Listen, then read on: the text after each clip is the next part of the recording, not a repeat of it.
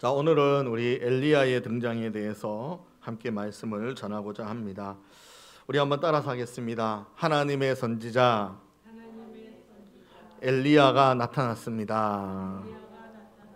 할렐루야. 자, 오늘 우리 특별히 1절 말씀을 우리가 읽었는데요. 우리 엘리야가 아합에게 이야기하는 거예요. 중간쯤에 위에서 우리 끝절 정도 보면 내가 섬기는 이스라엘의 하나님 여호와께서 살아계심을 두고 맹세한다라고 말씀하죠. 우리 한번 똑같이 한번 읽어보도록 하겠습니다. 시작.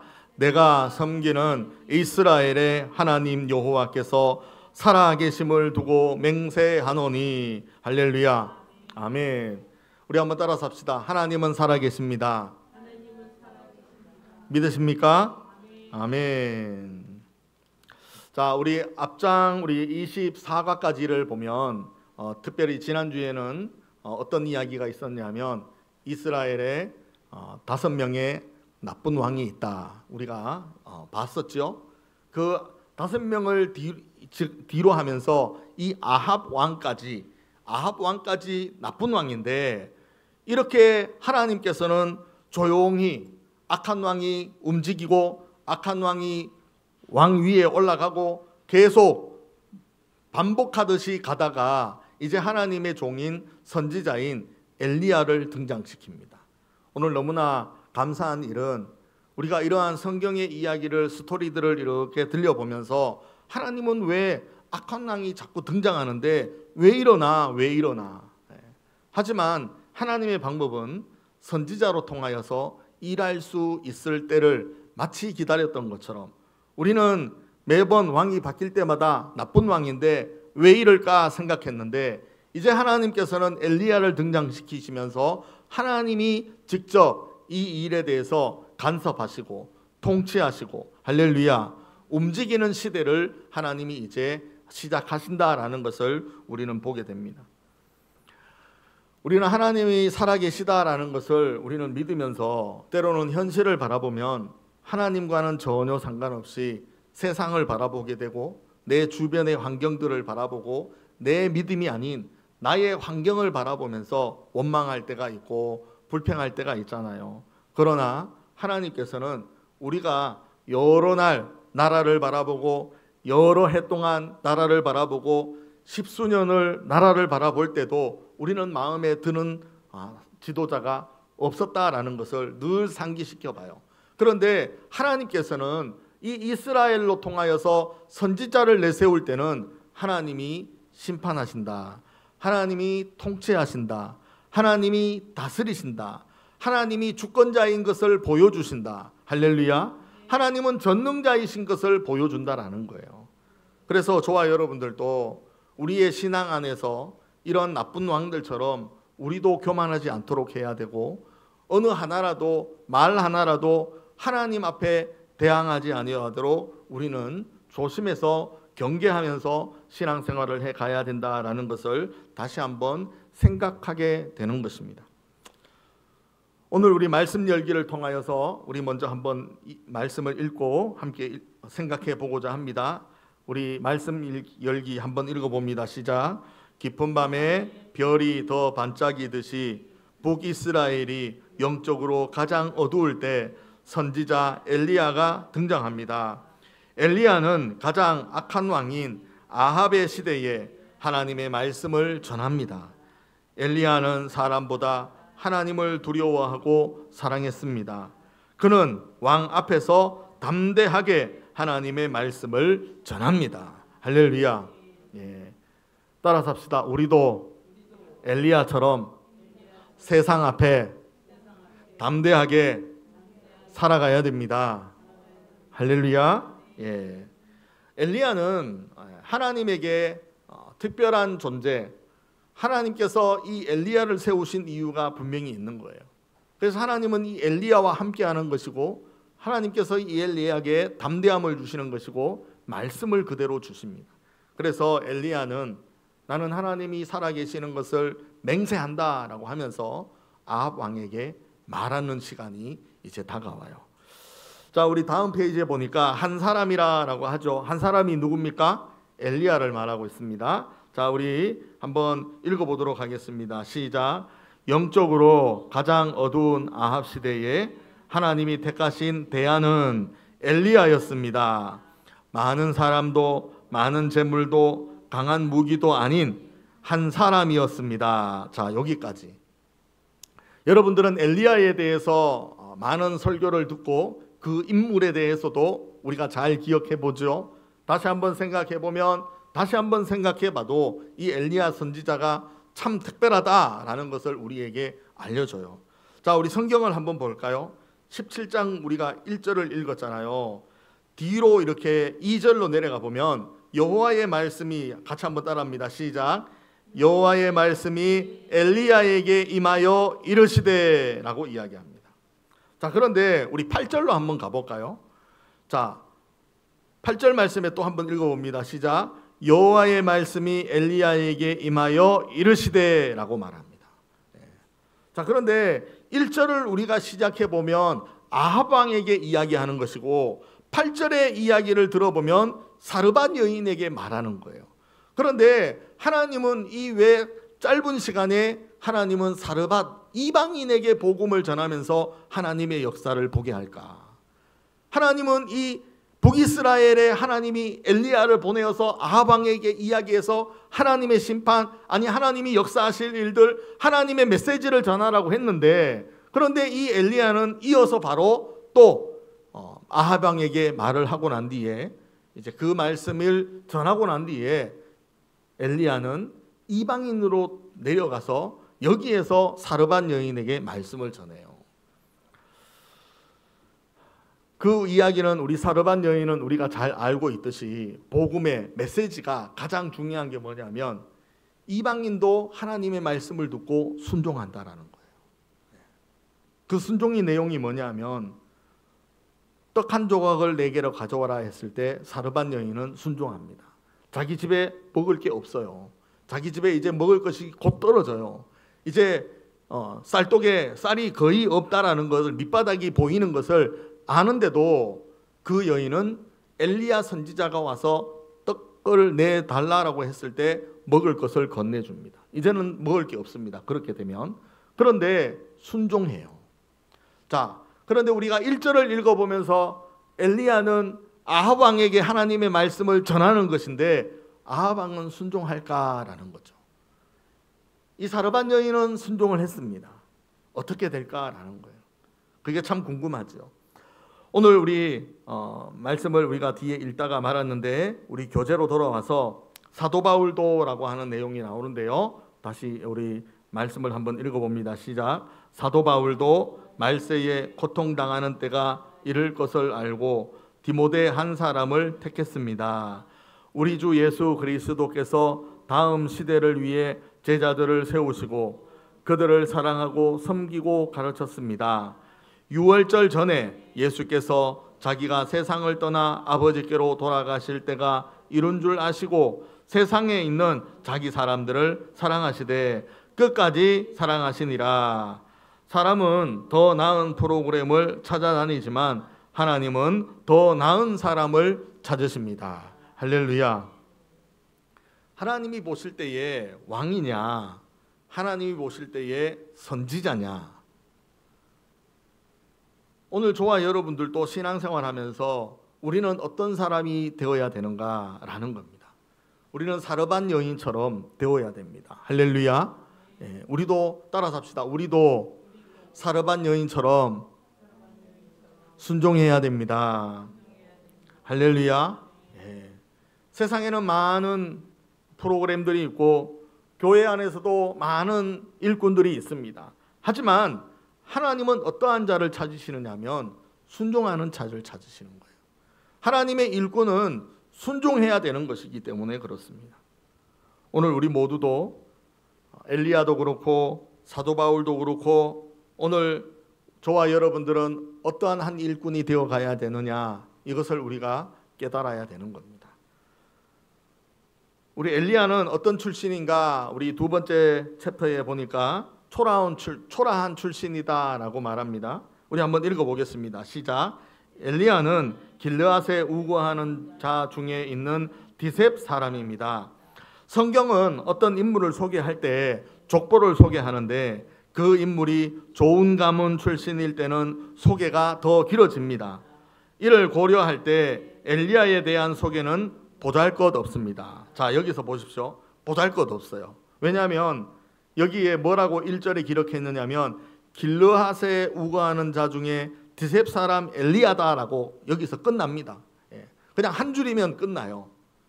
어느 출신, 여기는 뭘 했고 사도 바울처럼 뭘 가지고 있고 무슨 자격이 있고 무슨 형편이고 무슨 가문이고 뭐 이런 것이 아니라 그냥 그쪽 지역의 한 사람이다라고 이야기해요. 그러면 이 사람의 경험과 이 사람의 가문은 어떤 거예요? 보잘것없는 거예요. 초라한 겁니다. 아마 우리 집사님보다 더 초라해요. 아마 저보다도 이 엘리야는 더 초라해요. 우리 집사님보다 더 초라한 거예요. 어떤 학생보다 더 신분이 더 초라한 사람이 누구냐? 엘리야입니다. 그냥 디셉 사람이라고 이야기해요. 자, 계속해서 한번 읽어보겠습니다. 이를 고려할 때 시작. 이를 고려할 때 엘리야에 대한 소개는 보잘것없습니다.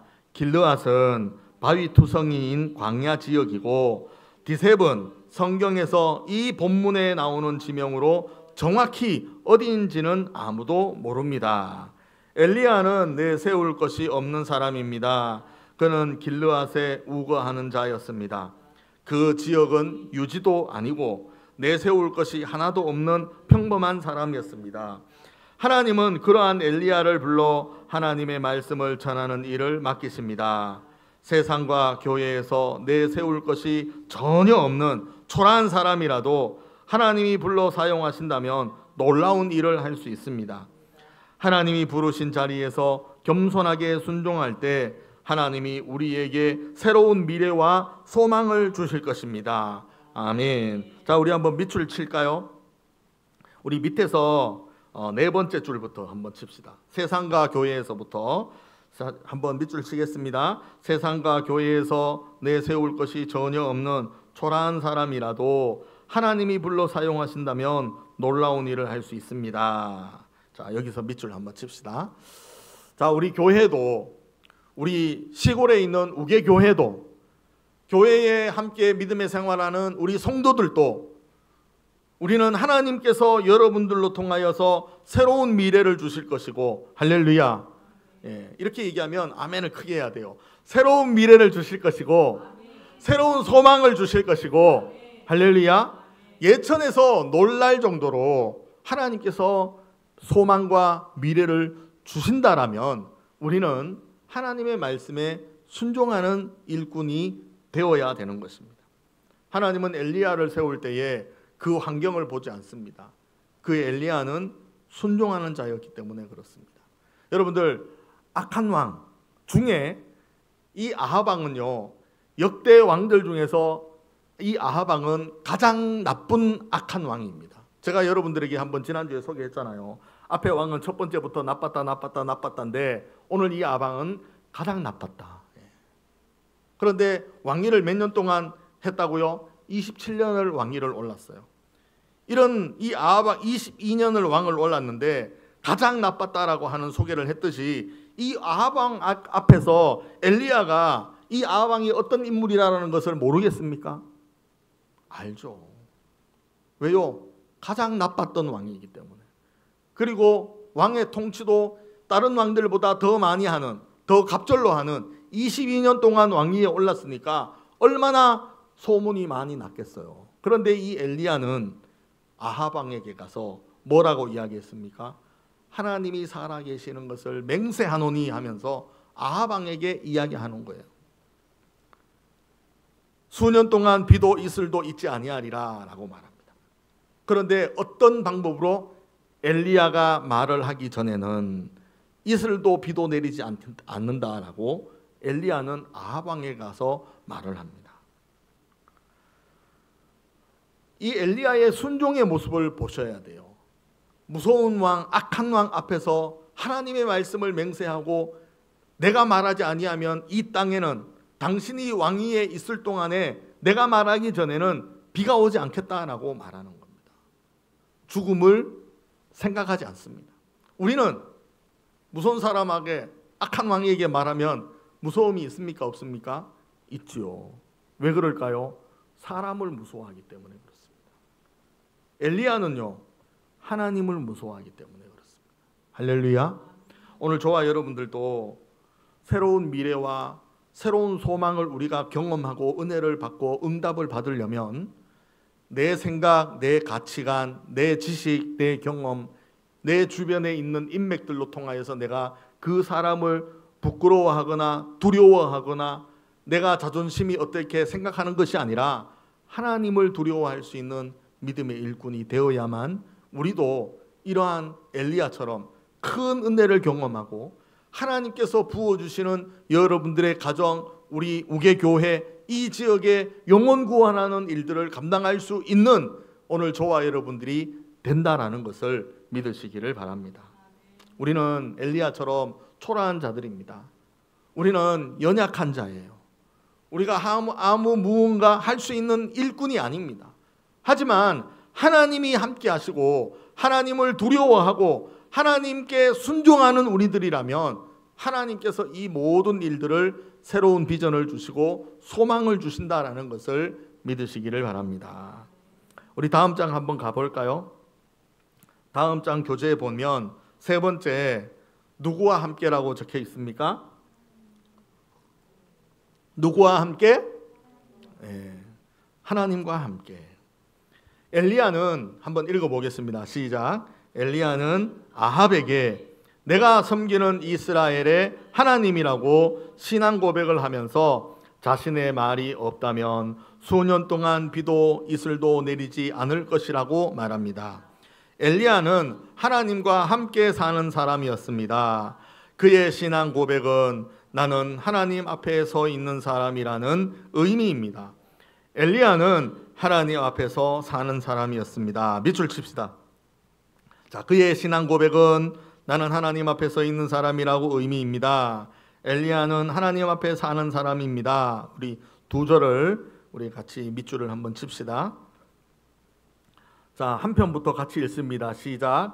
한편 아합의 아내 이세벨의 아버지는 옛 바알, 즉 바알과 함께 사는 자입니다. 자, 여기서 차이점이 뭐예요? 엘리야는 누구와 함께? 하나님과 함께. 그런데 아합은 누구와 함께? 바알 신과 함께, 우상과 함께라는 거예요. 자, 이와 같이부터 읽습니다. 시작. 이와 같이 바알과 함께하는 아합 왕에게 가서 하나님의 말씀을 전하는 엘리야가 아합 시대를 향한 하나님의 대안입니다. 자, 여기까지 한번 읽어보면 우리가 신앙생활을 하면서도 우리는 누구와 함께 생각합니까? 우리는 하나님과 함께 생각해야 되는 거예요. 그런데 때로는 나는 나다, 아니면 나는 가족을 바라본다, 나는 가족과 함께라면, 나는 내 아내와 남편이라면, 나는 내 자식들과 함께라면 하나님은 괜찮다, 아니면 내가 세상 사람들과 함께라면, 나는 내 직업에서 함께라면, 어떤 것을 가지고도 우리는 바알처럼 바알이 나와 함께 한다라고 하는 이 아합의 고집처럼 우리도 그렇게 되면 안 된다라는 거예요. 따라서 합시다. 우리는 하나님과 함께. 할렐루야. 아멘. 이것이 우리의 대안이 되어야 될 줄로 믿습니다. 자, 이어서 밑에 우리 한번 읽어볼게요. 시작. 바알과 함께하는 사람과 하나님 앞에서 함께하는 사람 중 이 시대에 필요한 사람은 누구일까요? 하나님의 대안은 세상의 방식과 반대로 사는 사람입니다. 바알과 함께 살기를 즐거워하는 이 시대에 하나님 앞에서 살아가는 엘리야와 같은 사람이 하나님의 대안입니다. 할렐루야. 아멘. 우리는 신앙생활을 하면서 어떤 방법이 있을까? 이것을 참 많이 고민하잖아요. 이런 일이 있을 때는 어떤 방법이 있을까? 병원에 가야 되는데 어떤 방법이 있을까? 나의 병은 무엇일까? 이것을 어떻게 해결해야 될까? 우리의 가족 중에, 우리의 친인척 중에, 우리의 주변 가까운 사람들 앞에 무슨 일이 있는데 그 무슨 일들을 우리가 어떻게 방법을 찾아가야 될까? 해결 방법이 뭘까? 이것이 참 많이 있습니다. 그러나 저와 여러분들은 엘리야와 같이 우리도 하나님이 대안이어야 돼요. 할렐루야. 우리는 어떤 해결점을 앞에 두고 있을 때 그래 먼저 기도하자. 하나님이 도와주셔야 돼. 이것을 정확하게 인식하고 고백해야 될 줄로 믿습니다. 그러면 저와 여러분들은 이러한 삶이 계속되면 하나님이 얼마나 기뻐하실까? 하나님이 여러분들을 얼마나 돌보아 주실까? 하나님이 여러분들을 얼마나 아껴주실까? 우리가 조금 고민만 해도 하나님이 우리의 일들을 빨리 해결해 주시고, 할렐루야. 나의 아픔이 있으면 하나님께서 더 빨리 고통을 아시고 우리의 병을 빨리 고쳐주시고, 이러한 일들을 우리가 더 많이 경험해야 되는 거예요. 하나님, 제가 오늘 병원 가야 될 것 같은데 몸이 좀 안 좋은데 하나님, 내가 병원 가기 전에 하나님 고쳐주시고, 아니 병원 가서라도 빨리 낫게 해주시고, 또 아니 기도로 통하여서 빨리 하나님께서 내 병을 고쳐주실 줄로 믿습니다. 그렇게 믿음으로 우리는 기도할 수 있는 방법이 먼저는 선택되어져야 되는 것입니다. 그것이 믿음이에요. 할렐루야. 때로는 우리가 의사로 통하여서, 간호사로 통하여서 우리가 약을 먹고 빨리 쾌차할 수 있는 그런 방법도 있지만, 우리는 먼저는 엘리야처럼 하나님과 함께하는 저와 여러분들인데, 우리는 무엇을 먼저 대안의 방법을 찾느냐라는 것을 고민해 봐야 되는 겁니다. 앞으로 우리 교회에도 모든 일들은 이 엘리야처럼 하나님 앞에 방법을 찾아내야 되고, 하나님이 우리에게 알려주시는 대로 그 말씀대로 순종해야 되는 것을 기억하셔야 됩니다. 오늘 저와 여러분들은 이 땅을 살아가면서 어떠한 방법으로 어떠한 대안을 바라보고 어떠한 결과가 올지를 우리는 잘 알아요. 물어봐도 하나님이 정답이라고 이야기를 합니다. 실제의 우리의 신앙생활에는 하나님이 꼭 대안이 되어야 되는데 그렇지 않다라는 것이 우리의 생활의 모습이다라는 겁니다. 엘리야는요, 어떠한 방법으로 살아갑니까? 엘리야는 어떠한 도움을 받으면서 살아갑니까? 엘리야는 어떤 처지에 있는 사람이었습니까? 엘리야는 우리보다 더 연약한 사람이에요. 우리보다 더 내세울 게 하나도 없는 거예요. 그러나 엘리야는 하나님이 있기 때문에 그 하나님께서 엘리야를 책임져 주시는 것을 우리는 엘리야의 그 이야기들로 통하여서 잘 알고 있어요. 엘리야는 우리보다 못한 사람이에요. 그러나 하나님께서는 그 엘리야를 들어 쓰신단 말이죠. 우리는 하나님께서 쓰임받을 수 있는 은혜는 이미 가지고 있다. 할렐루야. 믿음이 있기 때문에 그렇잖아요. 그래서 예배하는 자이기 때문에 그렇잖아요. 우리는 주 예수의 이름으로 기도하는 자이기 때문에 그렇잖아요. 그러면 우리는 이 시대에 저와 여러분들이 우리 교회에서 아니면 우리 주변의 이 이웃들에게 우리는 어떠한 자로 보여져야 되는가, 우리는 생각해 보아야 되는 것입니다. 믿음으로 살아가는 방법 우리는 알고 있습니다. 우리는 은혜를 받는 방법 알고 있습니다. 우리가 실천하는 것이 가장 중요한 것입니다. 그래서 오늘 한 주간 동안 살아가면서 저와 여러분들이 이 엘리야의 사람, 이 엘리야가 누구와 함께 했는지, 그러면 우리는 누구와 함께 해야 될지를 우리는 정확히 다시 한번 기도하면서 다시 한번 마음에 새기고 이전보다 더 은혜, 이전보다 더 믿음을 가지고 살아갈 수 있는 우리 믿음의 성도들 모두 되시기를 예수님의 이름으로 축원드립니다. 기도하겠습니다. 하나님 아버지, 우리의 모든 삶을 바라보시고 기뻐하여 주시고 우리에게 은혜를 베풀어 주시는 하나님, 오늘 우리의 모든 현실 가운데서 어려움이 있는데 하나님이 이 어려움들이 해결되게 하게 하시고, 하나님 우리도 엘리야처럼 하나님과 함께하는, 하나님을 바라볼 수 있는 우리 모든 성도들 되게 하여 주시옵소서. 하나님, 엘리야의 사역들, 엘리야의 능력들을 바라볼 때에 하나님이 다 주시는 것이었습니다.